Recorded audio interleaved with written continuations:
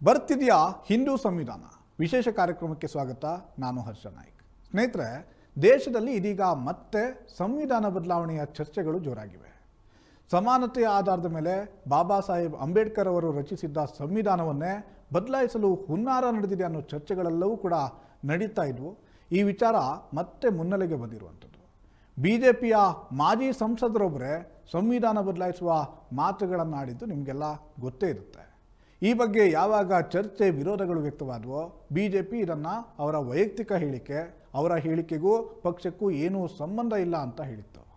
ಆದರೆ ಇದು ಕೇವಲ ಅವರ ಹೇಳಿಕೆಗೆ ಮಾತ್ರ ಸೀಮಿತವಾಗಿಲ್ಲ, ಅಥವಾ ಕೇವಲ ಅವರೊಬ್ಬರ ಅಭಿಪ್ರಾಯ ಮಾತ್ರ ಅಲ್ಲ ಅನ್ನೋದು ಕೂಡ ಗುಟ್ಟಾಗಿ ಉಳಿದಿಲ್ಲ.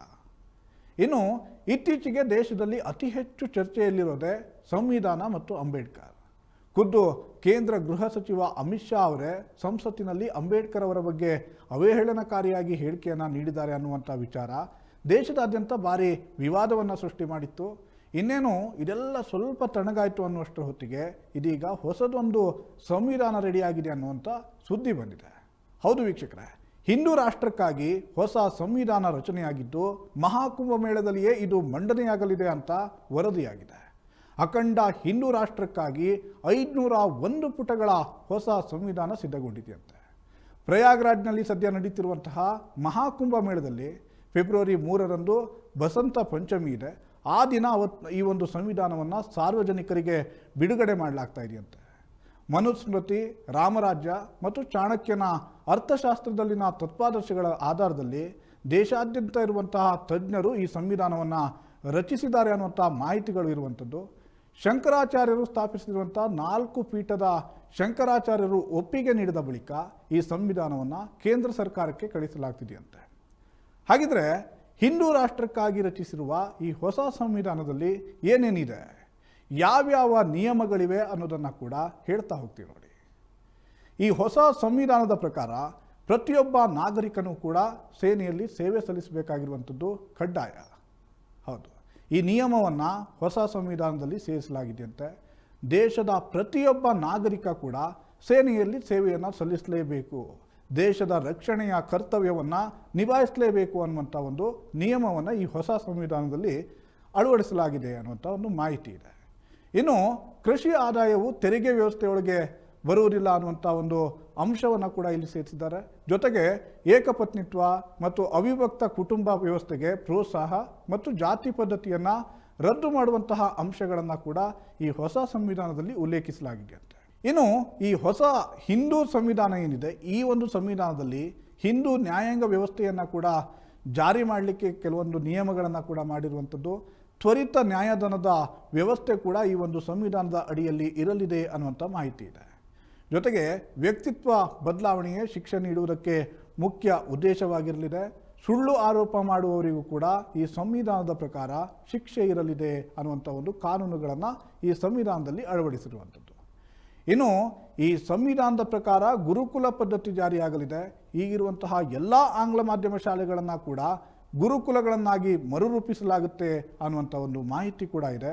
ಜೊತೆಗೆ ಸರ್ಕಾರದ ಆರ್ಥಿಕ ನೆರವಿನಿಂದ ನಡೆಯುತ್ತಿರುವಂತಹ ಎಲ್ಲ ಮದರಸಾಗಳನ್ನು ಮುಚ್ಚಲಾಗುತ್ತಂತೆ. ಅಂದರೆ ಒಂದು ವೇಳೆ ಈ ಹೊಸದಾದಂಥ ಹಿಂದೂ ಸಂವಿಧಾನ ಅನ್ನುವಂಥ ಒಂದು 500 ಪುಟಗಳ ಏನು ಸಂವಿಧಾನ ಬರುತ್ತೆ, ಅದು ಒಂದು ವೇಳೆ ಜಾರಿಯಾಗಿಬಿಟ್ರೆ ಸರ್ಕಾರದ ಆರ್ಥಿಕ ನೆರವನ್ನು ಪಡೆಯುತ್ತಿರುವಂತಹ ಎಲ್ಲ ಮದರಸಾಗಳನ್ನು ಕೂಡ ಮುಚ್ಚಲಾಗುತ್ತೆ ಅನ್ನುವಂಥದ್ದು. ಇನ್ನೊಂದು, ಈ ಸಂವಿಧಾನದಲ್ಲಿ ಉಲ್ಲೇಖವಾಗಿರುವಂತಹ ಅತ್ಯಂತ ಮಹತ್ವದ ವಿಚಾರ ಅಂದರೆ ಅದು ಚುನಾವಣೆಗೆ ಸ್ಪರ್ಧೆ ಮತ್ತು ಮತದಾನದ ಹಕ್ಕಿನ ವಿಚಾರ. ಈ ವಿಚಾರಗಳ ಬಗ್ಗೆ ನಾವು ಚರ್ಚೆ ಮಾಡಲೇಬೇಕಾಗುತ್ತೆ.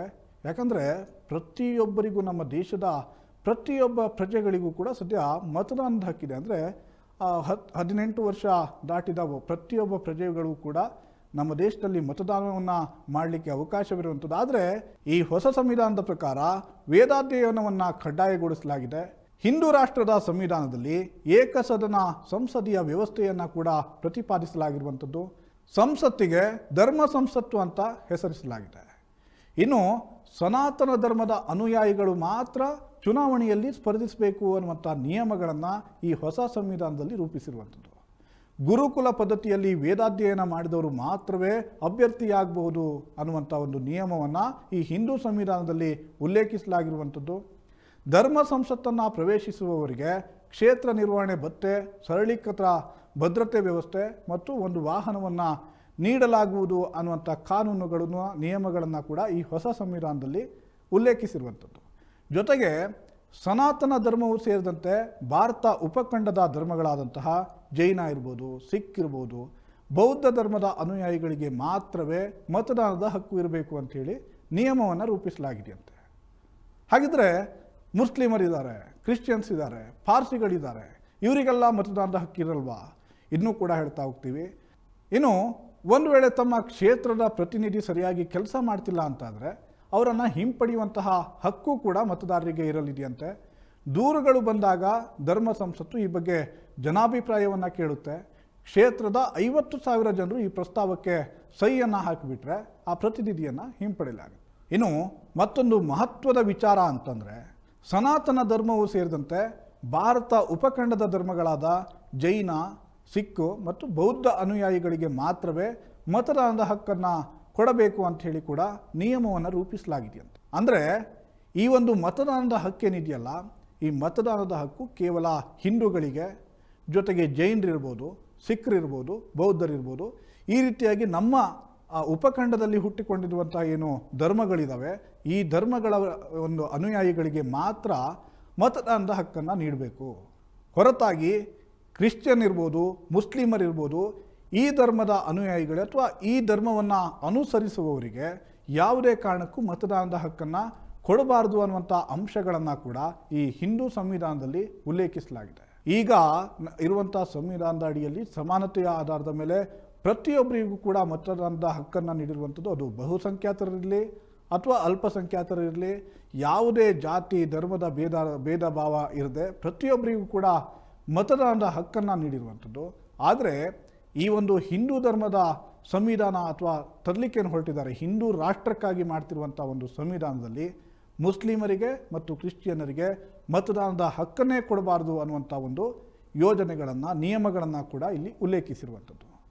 ಇನ್ನು ಈ ಒಂದು ಹಿಂದೂ ಧರ್ಮದ ಸಂವಿಧಾನದ ಪ್ರಕಾರ ಒಂದು ವೇಳೆ ತಮ್ಮ ಕ್ಷೇತ್ರದ ಪ್ರತಿನಿಧಿ ಸರಿಯಾಗಿ ಕೆಲಸವನ್ನು ಮಾಡ್ತಿಲ್ಲ ಅಂತಾದರೆ ಅವರನ್ನು ಹಿಂಪಡೆಯುವಂತಹ ಹಕ್ಕು ಕೂಡ ಮತದಾರರಿಗೆ ಇರಲಿದೆಯಂತೆ. ದೂರುಗಳು ಬಂದಾಗ ಧರ್ಮ ಸಂಸತ್ತು ಈ ಬಗ್ಗೆ ಜನಾಭಿಪ್ರಾಯವನ್ನು ಕೇಳಲಿದೆ. ಕ್ಷೇತ್ರದ 50,000 ಜನರು ಈ ಪ್ರಸ್ತಾವಕ್ಕೆ ಸಹಿಯನ್ನು ಹಾಕಿಬಿಟ್ರೆ ಆ ಪ್ರತಿನಿಧಿಯನ್ನು ಹಿಂಪಡೆಯಲಾಗುತ್ತೆ.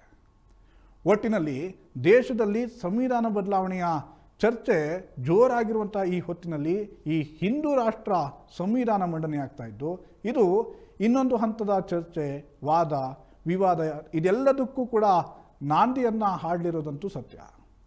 ಈ ಥರದ ಇನ್ನಷ್ಟು ಮಾಹಿತಿಗಳನ್ನು ನಿಮ್ಮ ಮುಂದಿಡುವಂತಹ ಪ್ರಯತ್ನವನ್ನು ಮಾಡ್ತೀವಿ. ನೋಡ್ತಾ ಇರಿ ಪ್ರಜಾಶಕ್ತಿ ಟಿವಿ, ಇದು ನಿಮ್ಮ ಧ್ವನಿ.